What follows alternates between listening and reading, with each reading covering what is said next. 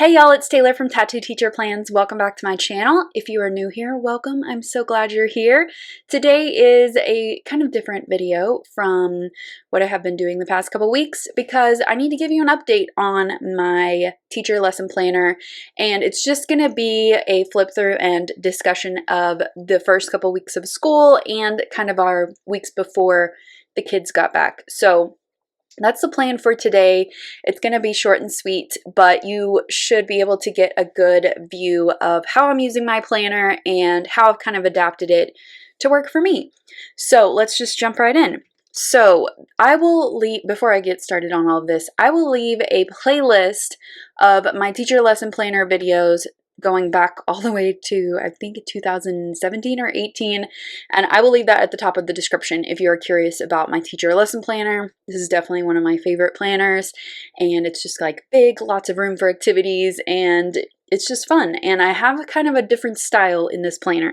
So I have a couple of covers that I kind of switch out. This is one that I just put on recently. I love how neutral it is, and I still love my black coil. All right, so once we open this up, we've got my sticky notes here still. These are really handy to throw onto the monthly spread or onto future weeks plans, and they're just kind of nice to have.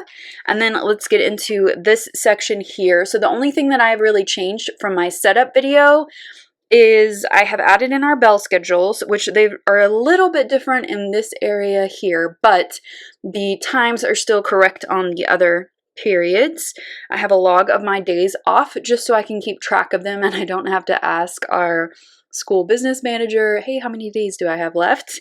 I have a pep rally schedule here, and then I added in my duty dates here. So we've got football concession. As of right now, it is scheduled and on the books, so I went ahead and put that in there as well.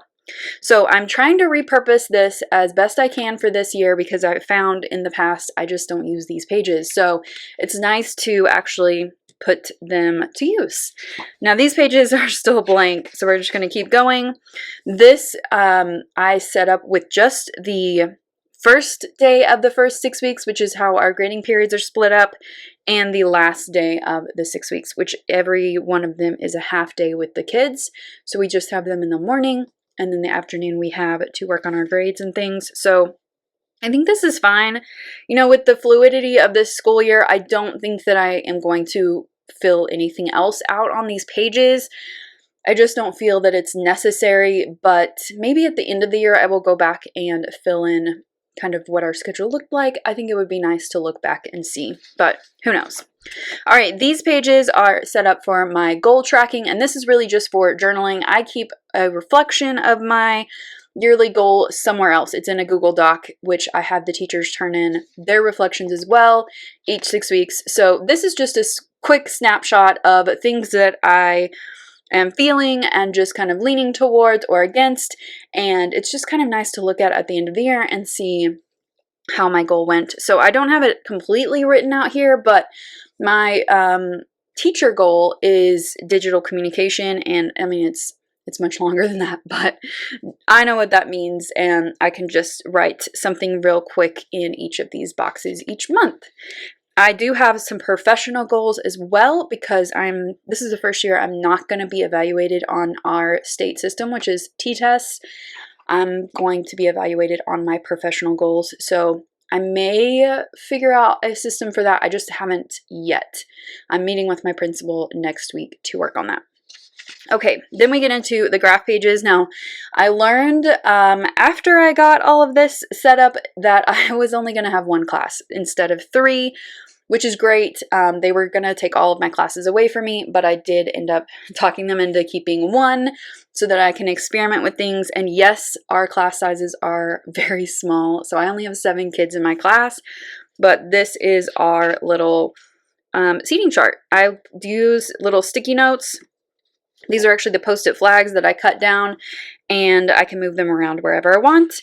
So our classrooms are small and our classes are small. We are in person at the moment, but since our classes are so small, we can spread out a lot. I teach at a very small, very rural, all Title I, all at-risk population. So I know this looks crazy to a lot of teachers, but this is our reality and this is my seating chart.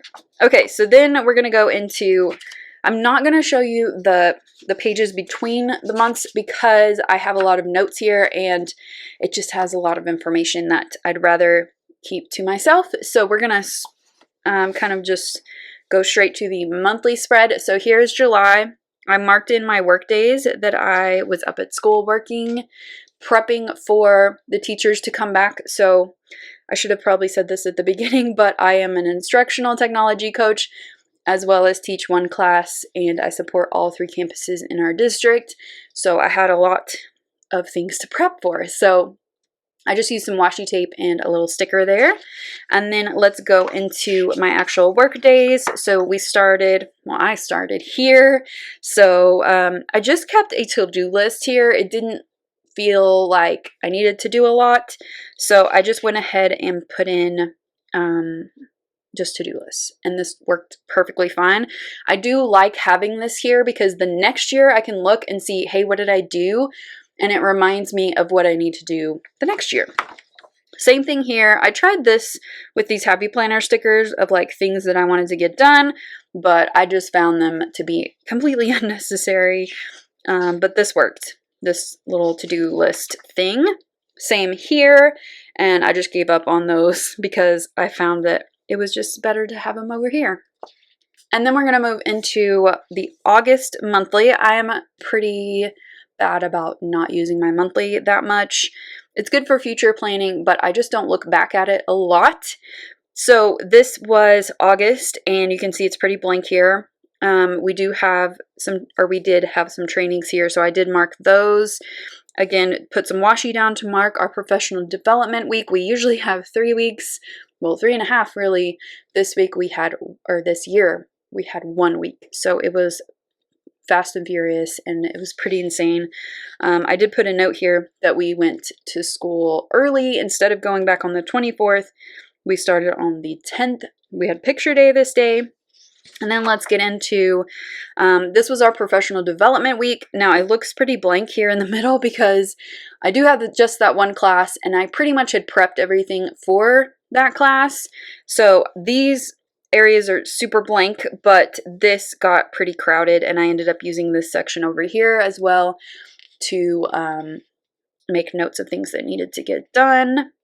But this worked pretty well, and it was an insane week, like crazy. I don't even have the words. It was crazy, but we made it through to the first week of school. So here is the first week. So this is set up very similar to how I set up this in my setup video. Can I say that one more time? But this did change. So instead of teaching the 2 preps, I am only teaching the 1. So I got some of these stickers. I like relabeled them to make this section like my materials and questions and things like that for over here. So these are from my lesson plans, and I just glue them in here. I have a template that I bought off of Teachers Pay Teachers. I am using a different one this year, and I don't know if I like it yet, but we'll see. I do fill in with little decorative stickers. These are all from the Happy Planner books, and I think that looks really cute. I have a note here about it was a good week. I do like to use, if I'm having meetings, something to make it stand out, whether it's a little sticker like this or a little label. I think it's helpful to like make my eye kind of be drawn to it. And I always like a little quote sticker over here. I just think that's really nice. So the way this is set up is this is just for general events or notes. This is for my classroom to-dos.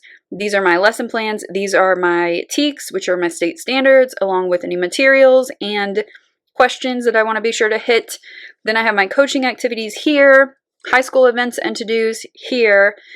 Some of my middle school and elementary stuff gets put in this column because I'm mainly at the high school, but I am at the other ones, as I said.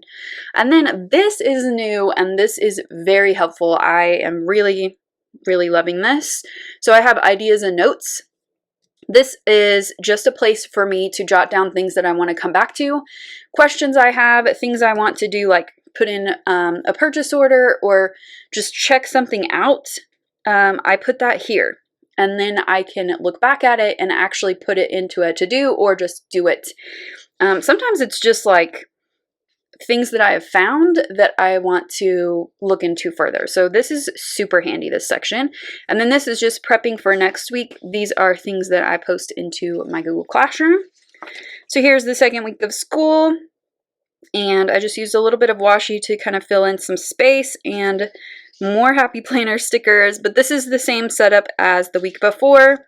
And I'm just really liking my whole setup here. I find that I have a little more room over here because of just having that one class, and grading is really fast because I only have the 7, but I do like having like my teaching stuff over here and then my coaching stuff over here. That's really nice.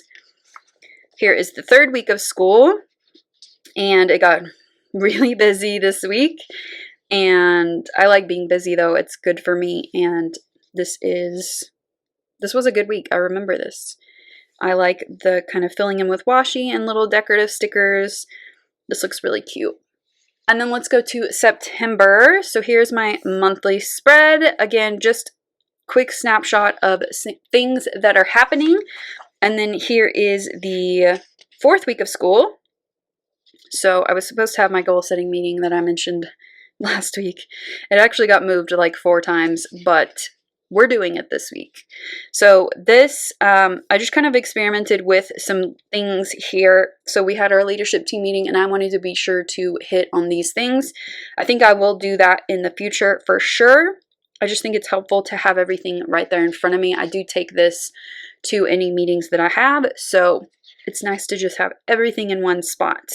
I did have a birthday this week, so I just used this happy planner sticker, wrote on it in Sharpie, and slapped that in there. I love this theme in the Rad Teacher Happy Planner book. It's so cool. Like the colors are really cool, and I just really like all of the stuff that matches that. So here is the current week. So I'm actually filming this on this Tuesday because I took the day off. I had a long weekend with my family and I just needed a minute. So I'm using this little decorative sheet this week. I really only use these when I have time to block off like this. And I just think it looks really cute and really cohesive. These stickers from Happy Planner match perfectly. So I'm really loving how this is looking. So I've got a couple of meetings this week, and then we do have a pep rally this week as well. We've been doing them outside and socially distanced, and it's a lot, but it is good to kind of feel some kind of normalcy in these strange times, as people are calling it. But I really love this whole setup. I'm really enjoying the labels that I picked and how I organized my pages. So here's the next week. This is the end of our grading period. So I have that marked here. This is a half day with the kids. So I have a couple of things that I need to get done for the school. But I'm just really, really enjoying this. And I like my setup so far. So we'll see how it changes as the year goes on. But I am just really, really liking the space and the organization that I'm going with this year. So I hope that this kind of gives you an idea of how I'm using my planner, because I'm not a traditional teacher anymore and I'm using this in a non-traditional way. And I hope this is just kind of helpful to some of you guys who are in that same position as well. Or if you're just a high school teacher and you don't use all of the columns for classes. So if you have any questions, definitely leave those down below. I would be happy to answer them for you. And like I said, I'll leave that playlist at the top of the description for you guys to check out if you want to see more teacher lesson planner videos. But I hope that you guys enjoyed this. If you did, give it a thumbs up and subscribe if you're not already subscribed. And I'll see you next time. Bye.